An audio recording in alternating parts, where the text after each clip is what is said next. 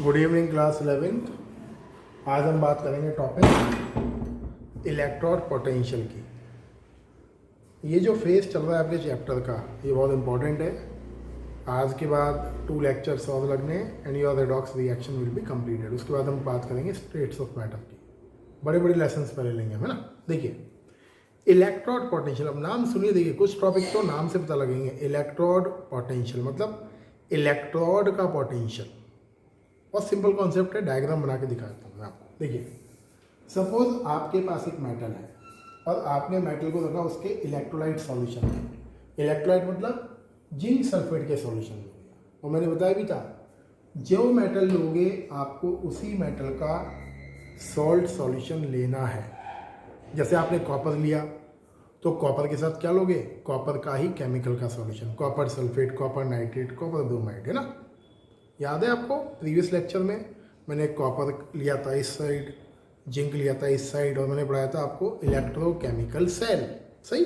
तो सेम चीज़ देखिए, if we place any metal in its salt solution, then जब हम किसी मेटल को उसके सॉल्ट के सॉल्यूशन में प्लेस करते हैं तो इलेक्ट्रॉन्स के एक्सचेंज की वजह से उस मेटल और सॉल्यूशन के बीच में पोटेंशियल डिफरेंस क्रिएट होता है। इस पोटेंशियल डिफरेंस को बोलते हैं इलेक्ट्रोड पोटेंशियल। ये क्यों जरूरी है डेफिनेशन पढ़ना? बिकॉज कई बच्चे मैंने देखे हैं जब बोर्ड एग्जामिनेशन आते हैं 12th के प्रैक्टिकल्स में हम ये क्वेश्चन पूछते हैं बोर्ड में, तो हम जनरली पूछते हैं what do you mean by electrode potential. तो 99% बच्चे बोलते हैं sir electrode potential means potential of electrode, cathode and anode. वो रॉन्ग है डेफिनेशन। इलेक्ट्रोड पोटेंशियल क्या होता है? हमेशा आपका कैथोड या एनोड जो उस सॉल्ट के सॉल्यूशन के साथ आपने रखा है उसके बीच का इलेक्ट्रोड पोटेंशियल। तो मतलब ये मेटल की रॉड और इसके सॉल्ट के सॉल्यूशन के बीच का इलेक्ट्रोड पोटेंशियल, उसको हम बोलते हैं इलेक्ट्रोड पोटेंशियल। मतलब इसके और इसके बीच का पोटेंशियल डिफरेंस, इसको हम बोलते हैं इलेक्ट्रोड पोटेंशियल। अगर आप इसको और इसको वोल्ट मीटर से अटैच करोगे तो आपको वैल्यू इजीली पता लग जाएगी। सही है।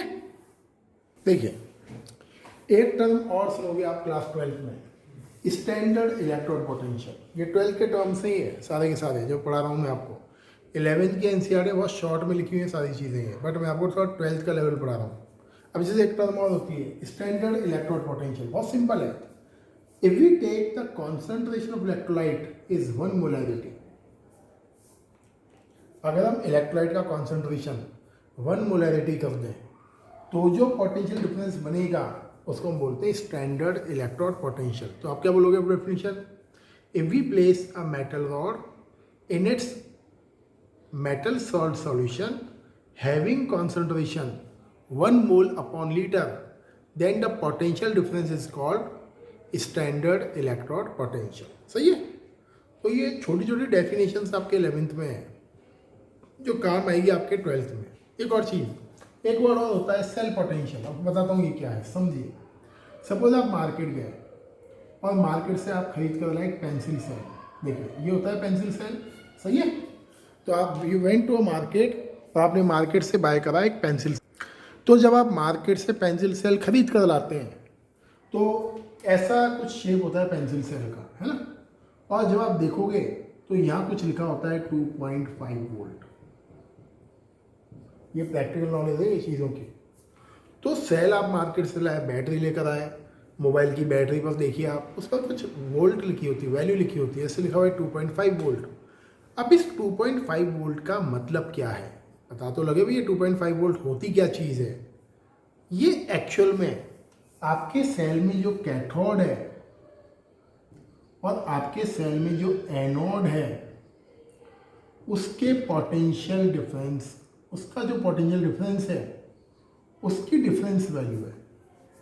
मतलब आपके सेल में जो कैथोड है उसका इलेक्ट्रोड पोटेंशियल, आपके सेल में जो एनोड है उसका इलेक्ट्रोड पोटेंशियल, उसके डिफरेंस को हम बोलते हैं सेल पोटेंशियल या ईएमएफ ऑफ सेल। वो वैल्यू लिखी होती है यहाँ। मतलब क्या है इसका कि ये सेल आपको 2.5 वोल्ट का पोटेंशियल डिफरेंस जनरेट करके देगा। क्यों देगा? बिकॉज अंदर जो केमिकल फिल करा है वो केमिकल्स रिएक्शन करके इतना वोल्टेज आपको क्रिएट करेगा। क्लियर? क्वेश्चन आता है how can we find out potential difference of a cell. How can we find out cell potential या ईएमएफ ऑफ सेल, दोनों एक ही वर्ड है बेटा। ईएमएफ बोलो सेल के लिए या आप बोलो पोटेंशियल डिफरेंस ऑफ सेल, दोनों चीज़ें सेम है। कैसे करते हैं कैलकुलेट? और सिंपल सा फॉर्मूला देखिए, आज का टॉपिक बहुत मजेदार है। सेल पोटेंशियल का सिंबल है ई सेल। सिंपल फॉर्मूला होता है E cell equal E cathode minus E anode. सही है? कई बार हम इसको ऐसे भी लिखते हैं ई राइट माइनस ई लेफ्ट। बहुत कभी कभी रेयर। राइट को लिखा हमने, आपके राइट में कौन आ रहा है? कैथोड। लेफ्ट में कौन था? एनोड। इसलिए बट मेन फॉर्मूला ये है electrode potential of cathode minus electrode potential of anode. अब जैसे क्वेश्चन बनाना है किसी को, आपको बोलेगा वो कि आपके पास एनोड है, एनोड का इलेक्ट्रोड पोटेंशियल माइनस 0.40 वोल्ट है। आपके पास कैथोड है, कैथोड का इलेक्ट्रोड पोटेंशियल प्लस 0.70 वोल्ट है। बताइए ई सेल की वैल्यू क्या है? सही है? तो आप क्या कर दोगे? E cell equal E cathode minus E anode. Got it? अब ई कैथोड कितना है आपका? 0.70 माइनस 0.40 क्या हो जाएगा? 1.10 वोल्ट प्लस में। तो क्या है ये सेल कितना वोल्टेज जनरेट करेगा? ये सेल जनरेट करेगा 1.10 volt voltage due to the inside of chemical reaction. सही है? एक और चीज सेल पोटेंशियल के लिए जो इंपॉर्टेंट होती है, देखिए ध्यान से क्या इंपॉर्टेंट है। केस 1 ध्यान से समझना बेटा, और ये case 2। If E cell is 0 और नेगेटिव तो आपका सेल होगा नॉन स्पॉन्टेनियस। बताऊंगा इसका मतलब। If E cell is positive तो आपका सेल होगा स्पॉन्टेनियस। ये काम आएगा आपके 12th में बहुत टर्म। देखिए कई बार हम सेल को बोलते हैं डेड सेल, वेस्ट सेल, बेकार हो गया सेल, डिफ्यूज हो गया, फ्यूज हो गया सेल, सेल खराब हो गया हमारा।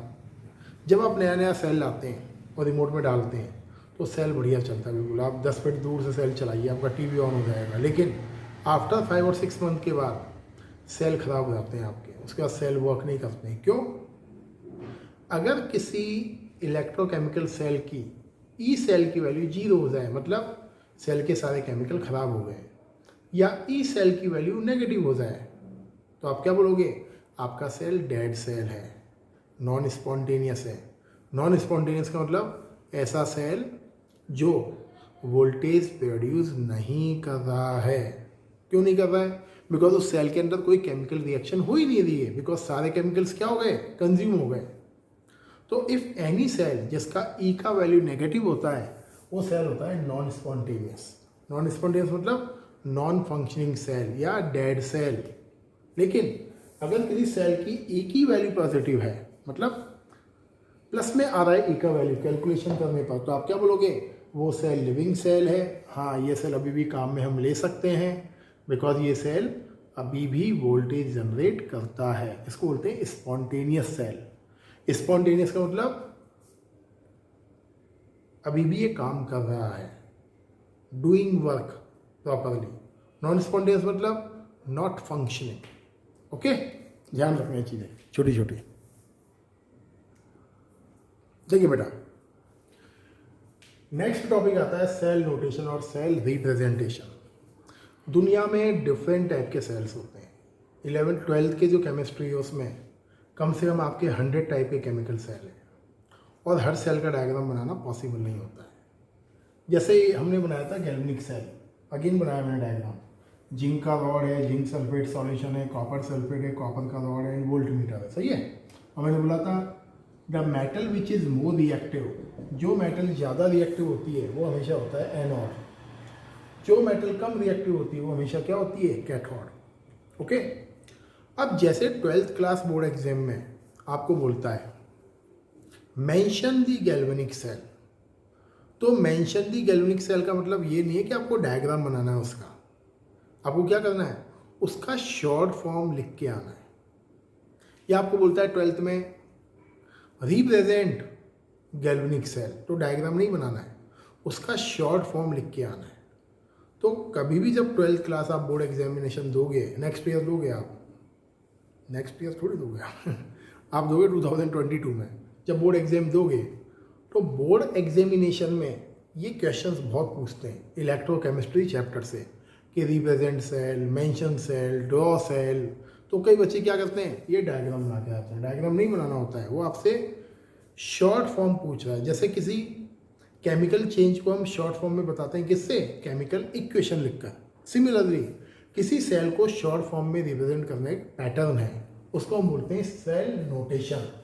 तो सबसे पहले डेफिनेशन बहुत सिंपल है, representation of an electrochemical cell in short form is called cell notation और सेल रिप्रेजेंटेशन। बहुत सिंपल है, कैसे करते हैं, हम लिखते हैं लेफ्ट हैंड साइड पर एनोड को, ये लगाते हैं पैरेलल लाइंस, और यहाँ लिखते हैं राइट हैंड साइड पर कैथोड को। सही है, जो एनोड वाला पार्ट है उसको लिखते हैं यहाँ लेफ्ट पर, बीच में टू लाइंस किसको बताती हैं, टू लाइंस बताती हैं सॉल्ट ब्रिज को। पूछते हैं क्वेश्चन, ये पैरेलल लाइन का क्या मीनिंग है, पैरेलल लाइन का मीनिंग है सॉल्ट ब्रिज, और यहाँ लिखते हैं कैथोड को। अब देखिए आपने क्या लिखा था एनोड में, zinc convert into Zn2+ ion, याद करिए रिएक्शन, ये लिखा था आपने ये, और कैथोड में क्या लिखा था ये। सही है, तो ये एनोड की रिएक्शन थी, ये कैथोड की रिएक्शन थी। तो एनोड क्या था, Zn कन्वर्ट इनटू Zn2+, हम एनोड की प्लेस पर क्या लिख देंगे, Zn/Zn+2, यहाँ लिखेंगे AQ, और यहाँ लिखेंगे सॉलिड। लिखना जरूरी है, क्यों, solid zinc convert into Zn2+ ion. Okay, अब देखो ZnSO4 की कॉन्सेंट्रेशन कितनी है, 1 मोलर, तो हम यहाँ क्या लिख देंगे 1 मोलरिटी एक्वस, फिर लगाएंगे सॉल्ट ब्रिज, ये एनोड हो गया आपका। अब क्या लिखेंगे कैथोड, कैथोड में क्या होता है Cu+2 कन्वर्ट इनटू Cu, तो आप क्या लिख दोगे Cu+2, एक्वस से यहीं से जाता है ना यहाँ, तो आप क्या लिख दोगे AQ/Cu, सॉलिड कितना कॉन्सेंट्रेशन है 1 मोलर, ये लिख दिया हमने 1 मोलर। क्लियर। अगर आपको टेम्परेचर और प्रेशर की वैल्यू मेंशन हो तो आप साइड में ब्रैकेट बना के लिख देना, टेम्परेचर इक्वल जो भी है, प्रेशर इक्वल जो भी मेंशन हो। जनरली लोग लिख के देते हैं 298 केल्विन, और प्रेशर लिख के देते हैं 180 है। सही है, तो ये जो शॉर्ट फॉर्म लिखा है हमने, ये है सेल नोटेशन। 12th क्लास में अगर आपको बोलता है सेल ड्रॉ करके आइए, तो ये लिख के आना होता है, और इसको पढ़ के कोई भी टीचर इजीली पहचान जाता है कि कौन सा सेल है, इसमें एनोड कौन है, कैथोड कौन है, कितना कॉन्सेंट्रेशन है, इन ऑल द थिंग्स। देख लीजिए ध्यान से इसको एक बार, है। एक और क्वेश्चन करेंगे इसी का, देखिए एक क्वेश्चन और देखिए, ये केमिकल रिएक्शन, ये क्लास 12th का ही क्वेश्चन है, बट 11th में आ सकता है। सपोज आपको एक केमिकल रिएक्शन मेंशन है, केमिकल रिएक्शन क्या है, 2Ag + Mg 2Ag + Mg+2, आपको लर्न नहीं करना है, लिख के दे रहे हैं, है ना। प्रेशर 1 बार है और टेम्परेचर 25 डिग्री सी, और आपको बोलता है this chemical reaction taking place in a electrochemical cell, ये किसी इलेक्ट्रोकेमिकल सेल में होने वाली केमिकल रिएक्शन है। और क्या बोलता है, represent cell notation, cell notation को रिप्रेजेंट करिए। तो सबसे पहले आपको दिमाग में एक ही बात रखनी है, एनोड इलेक्ट्रॉन देता है, कैथोड इलेक्ट्रॉन लेता है। ये 2 लाइन अगर आपको पता है तो आपका क्लास 12th का इलेक्ट्रोकेमिस्ट्री चैप्टर बिल्कुल इजी फील होगा आपको। क्या याद रखना है, कैथोड इलेक्ट्रॉन लेगा, एनोड इलेक्ट्रॉन देगा। अब यहाँ देखिए Ag+ से किस में चेंज हुआ, Ag में, मतलब Ag ने क्या करा, इलेक्ट्रॉन गेन करा है, प्लस से 0 में जा रहा है ना, और Mg चेंज हुआ +2 में, तो इलेक्ट्रॉन क्या करा इसने, रिलीज। और जो इलेक्ट्रॉन रिलीज करता है, हटा रहा हूँ इसको थोड़ी देर के लिए ना, जो इलेक्ट्रॉन रिलीज करता है वो कौन होता है, एनोड, और जो इलेक्ट्रॉन गेन करता है वो कौन होता है? कैथोड। सही है। तो कैथोड कौन है? कैथोड है आपका Ag प्लस आयन। एनोड कौन है? एनोड है आपका Mg प्लस आयन। Mg अब कैसे लिखोगे आप लिखोगे एनोड पैरेलल लाइन और ये कैथोड। तो एनोड कौन है भाई? एनोड है आपका ये Mg। तो अब क्या लिखोगे? Mg चेंज होता है किसमें? Mg प्लस 2 में। अब आपने सॉलिड और एक्वस लगाना भूल भी गए तो कोई दिक्कत नहीं, बट लगा देना Mg प्लस 2 में। सॉल्ट बेस कॉन्सेंट्रेशन दिया नहीं है तो जरूरत नहीं लिखने की। कैथोड कौन है? इलेक्ट्रॉन लेने वाला। तो Ag प्लस चेंज हुआ किसमें? Ag में। तो आप क्या लिख दोगे? Ag solid oblique Ag plus Aq। साथ में कंडीशंस लिखी हुई हैं। प्रेशर इक्वल 1 बार, टेम्परेचर इक्वल 25 डिग्री C। सही है। तो ये है आपका सेल नोटेशन। ओके, बट ये देखिए बेटा, लास्ट टॉपिक है आज का, इलेक्ट्रोकेमिकल सीरीज। पहले मैं इसकी हिस्ट्री बताता हूँ आपको, ध्यान से सुनिए। क्लास 10th में आपने पढ़ा होगा रिएक्टिविटी सीरीज ऑफ मेटल, पढ़ी हुई है आपने। बीच में हाइड्रोजन है, ऊपर हाई रिएक्टिव मेटल और नीचे लो रिएक्टिव मेटल। तो जो मेटल की रिएक्टिविटी सीरीज बनी है वो इसी के ऊपर बनी हुई है। This was the base to create कि कौन सा मेटल आपका रिएक्टिव है, कौन सा मेटल कम रिएक्टिव है, या दुनिया के जितने भी एलिमेंट्स हैं कौन सा एलिमेंट मेटल होगा, कौन सा एलिमेंट नॉन मेटल होगा, कौन हाई रिएक्टिव है, कौन कम रिएक्टिव है, उस सब का जो बेस है वो है आपकी इलेक्ट्रोकेमिकल सीरीज। अब समझो डेफिनेशन।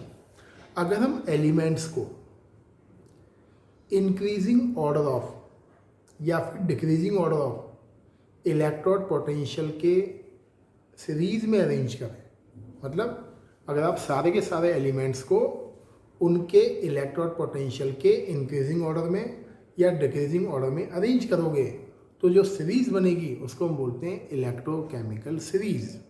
आपके एनसीईआरटी में डिक्रीजिंग ऑर्डर वर्ड मेंशन है, लेकिन आप चाहें तो इंक्रीजिंग भी लिख सकते हैं, कोई फॉल्ट नहीं है उसमें ना। तो सिंपल लॉजिक ये है कि अगर हम सारे एलिमेंट्स को ऑर्डर ऑफ इलेक्ट्रोड पोटेंशियल में अरेंज कर दें तो वो जो सीरीज बनेगी उसको बोलते हैं इलेक्ट्रोकेमिकल सीरीज। डेफिनेशन काम की नहीं है। आप 10th का याद करिए, यहाँ बीच में हाइड्रोजन था और यहाँ सोडियम, पोटेशियम और ये नीचे कॉपर और पीबी और ये Hg, ये सब थे। ये सब क्या थे? कम रिएक्टिव। ये सब क्या थे? High reactive. याद आया? अब देखिए, अगर किसी एलिमेंट की E की वैल्यू ज़्यादा है, ई नॉट मतलब स्टैंडर्ड इलेक्ट्रोड पोटेंशियल, अगर किसी एलिमेंट की E की वैल्यू ज़्यादा है तो वो एलिमेंट इलेक्ट्रॉन गेन करेगा। और इलेक्ट्रॉन गेन करने वाले को हम क्या बोलते हैं? हम बोलते हैं, एक और चीज़ सीख लो यहाँ, कैथोड। और इलेक्ट्रॉन गेन करने वाले को हम क्या बोलते हैं? एक और चीज़, ऑक्सीडाइजिंग एजेंट। तो सिंपल ये है, अगर किसी एलिमेंट की E की वैल्यू ज़्यादा है तो इलेक्ट्रॉन लेगा, और इलेक्ट्रॉन लेने वाले को हम क्या बोलते हैं? कैथोड या फिर स्ट्रॉन्गर ऑक्सीडाइजिंग रिएजेंट। ये कब होगा? जब E की वैल्यू ज़्यादा होगी। लेकिन अगर किसी एलिमेंट की E की वैल्यू कम है, माइनस में या और ज़्यादा नेगेटिव है, तो आप क्या बोलोगे? वो इलेक्ट्रॉन देगा। क्लियर? और इलेक्ट्रॉन देने वाले को हम क्या बोलते हैं? Reducing agent. अब एक सिंपल दिमाग में एक चीज़ आती है हमारे कि इलेक्ट्रॉन देता कौन है? सारे के सारे मेटल्स इलेक्ट्रॉन देते हैं जनरली, इसीलिए मेटल्स की E की वैल्यू होती है कम।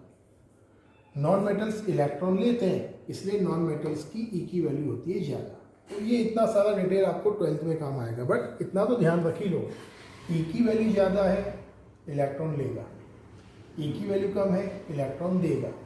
लेने वाले को स्ट्रॉन्ग ऑक्सीडाइजिंग एजेंट और देने वालों को स्ट्रॉन्ग रिड्यूसिंग एजेंट। अब जो क्वेश्चन है, आपके पास 2 मेटल्स हैं A एंड B, ओके, और A की जो E की वैल्यू है, इलेक्ट्रोड पोटेंशियल की वैल्यू, वो है -0.70 और B की वैल्यू है -0.90 वोल्ट। अब आपको बताना है which is stronger reducing agent, कौन स्ट्रॉन्ग रिड्यूसिंग एजेंट है। तो यहाँ देख, जिसकी E की वैल्यू कम होगी वो क्या होगा? Stronger reducing agent. तो किसकी कम है? इसकी है। तो आप क्या बोलोगे? बी का इलेक्ट्रोड पोटेंशियल की वैल्यू ए से कम है, कितनी है, -0.90 volt. That's why B is a stronger reducing agent, so B can release electron easily. सही है. इस तरह के क्वेश्चंस आपको मिलेंगे आपके एग्जाम में. देखिए ये क्वेश्चन देखिए आप एनसीईआरटी का, एनसीईआरटी में क्वेश्चन है आपके एक्सरसाइज में. क्वेश्चन क्या है सुनिए.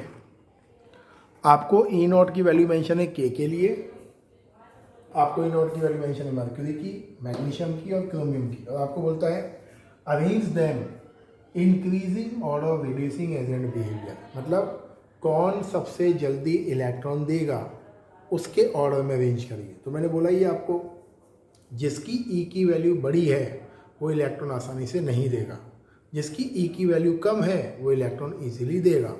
तो सबसे जल्दी जो इलेक्ट्रॉन देगा वो कौन देगा, जिसकी सबसे कम वैल्यू है. सबसे कम वैल्यू किसकी है, सबसे कम वैल्यू पोटेशियम. तो शॉर्ट में लिख रहा हूँ, हाईएस्ट कौन है, पोटेशियम इलेक्ट्रॉन देने में, उससे कम मैग्नीशियम, उससे कम कट करते हुए चलते हैं ना, उससे कम क्रोमियम, और सबसे खराब कौन है, मर्क्यूरी. तो ये क्या है, इसका increasing order of reducing agent behaviour. तो सबसे बेस्ट रिड्यूसिंग एजेंट कौन हुआ, पोटेशियम. देता भी है इलेक्ट्रॉन पोटेशियम. याद करिए class 10th, potassium release electron very easily because potassium is high reactive metal.